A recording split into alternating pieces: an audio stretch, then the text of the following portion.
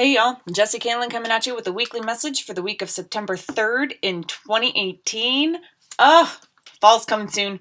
Fall's coming soon, the 22nd, I think, which is the deadline for my book. So if you would like to support the writing and the channel, you can get a personal reading or a healing Reiki session, both descriptions and instructions for those services, which are both psychic services through me, and that will be explained down in the information box below. You can also join me on Patreon for monthly contributions in exchange for personal services, and you can also get Facebook and Instagram for daily card pulls and such. So that's like a nice little taste of the flavor of the day, and let it, try to keep your head out the clouds sort of deal.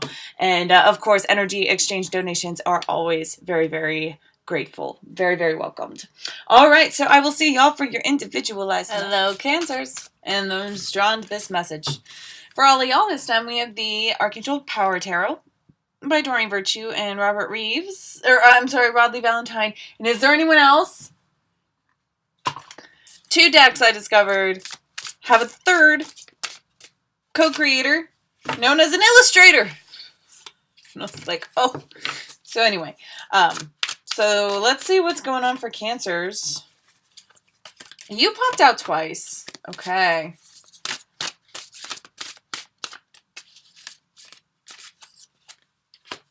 Oh.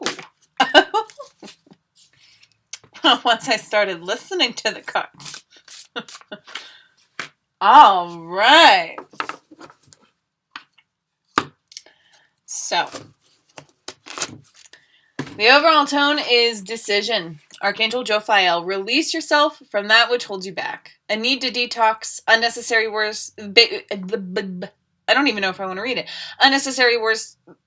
Not doing it. Not doing it. Release yourself from that which holds you back. A need to detox with this decision about your life. Yes, but it's how it's about what you can do in your life. It's about how you conduct yourself, how you control your energy. You conduct your energy. You control what you say. You control what you think. You control what you contribute. You control what you output with your hands. There's this need for you to feel out in which direction you feel best putting your efforts toward. And I just heard change would not be good right now. I'm not really sensing a decision to change. What I'm sensing is the decision to make the best with what you got. Because if you tried going in any different direction, somehow that would be running away. You would be starting from square one. You would not be solving any issue. You would just be creating the same issue in a different form. So there is this decision to face yourself, decision to face your past, your precedents, and the way you've acted like a prince without the humility of a peasant. Royalty deserves to be royalty because they are compassionate with their kin. That is how kings become elected. All right? Like, bloodline lineage, that comes from, like, human beings go, well, if they were brought up under this person, they don't take into accountability. People are their own people and whatever, but times are changing. So kings can be elected, but it really does start with having the most, like, a very strong bond with the common denominator of everyone and everything. There's something about yourself to aid balance that needs your attention this week. Solutions, and boy, are like they need your attention, and it's a good thing when you put your attention to them. By paying attention, the solutions are knocking at your door. Success that comes from objective compromise, self-control and patience, forgiving and healing energy. So that compromise allows something to knock on your door. I have a feeling like y'all have been doing some emotional caretaking, where you put certain emotions on a shorter leash and you allow other emotions to have more free reign. Your bully emotions that don't allow your other emotions to thrive. I feel like you've done a lot of work there. And I feel like I feel like solutions are going to be coming in for you in ways you can expect, in ways you also may not expect. And just know that the harder you hold on to this decision, the more follow through you have in training the dogs that are your emotions, in taking control of the inner beast, which is very Knight of Michael energy. The more you do that, the easier life will be, the more joyful, the more you have the right communication, the more you have peace, the more your boundary is understood and worked with. And that's when you can really get going. So the Knight of Michael, strong, committed, and intellectual, diligent. Time to move quickly. Choose logic over emotion. Sudden changes. This logic over emotion.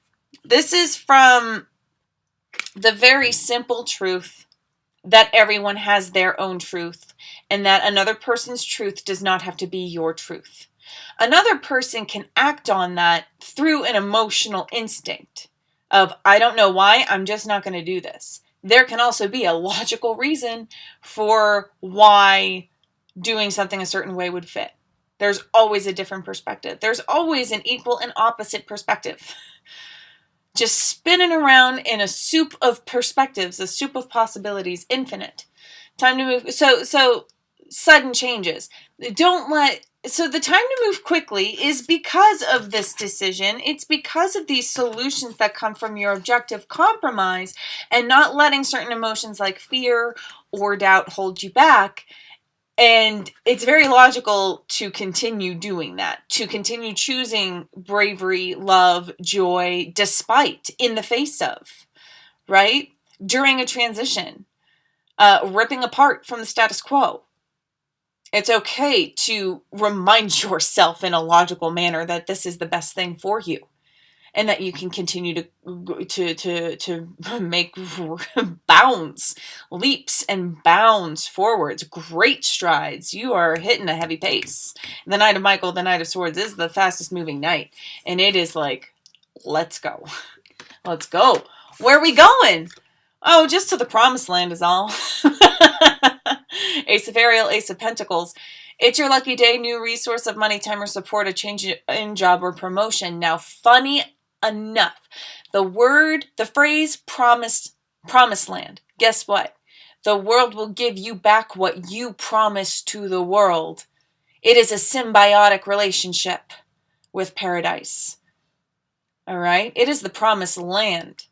So what do you promise the land? What do you trust the universe for? What do you honor? What do you feel driven by? To embody. And I just heard a hawk. That was definitely a hawk. Are they in that tree? No, she's nearby though. So, and also exercising great vision when the hawk wants to speak a little bit, because if you get to this place of newness and you stay in a very small, overly grounded, overly focused on the detail, what's close by, raise above, try to work your imagination that way, right? They're a symbol of that clear vision. And we don't have hawk eyes. The symbol, the totem, the shamanism behind it, the spiritual understanding of what spirit must experience through that creature is that very clear focus, that very sharp, that very, my eye is drawn to, out of all of this, what I need is this. And they can behold all of that too. They fly in that. It's seeing the landscape and appreciating the potential for what it is with a hawk's perspective, if possible, if you have the imagination for it. And hawks are very decisive creatures, aren't they? They know sacrifice. They know death. Very much so. And eagles are so prized and beloved, right? Something about their totem is that they kill fresh every time. Every single time. It's all about that experience. And I gotta let the dog out, and this is very hopeful. Y'all are doing a good job. There it is. Take care. Rock on. I love you for loving yourself. You know where to find me.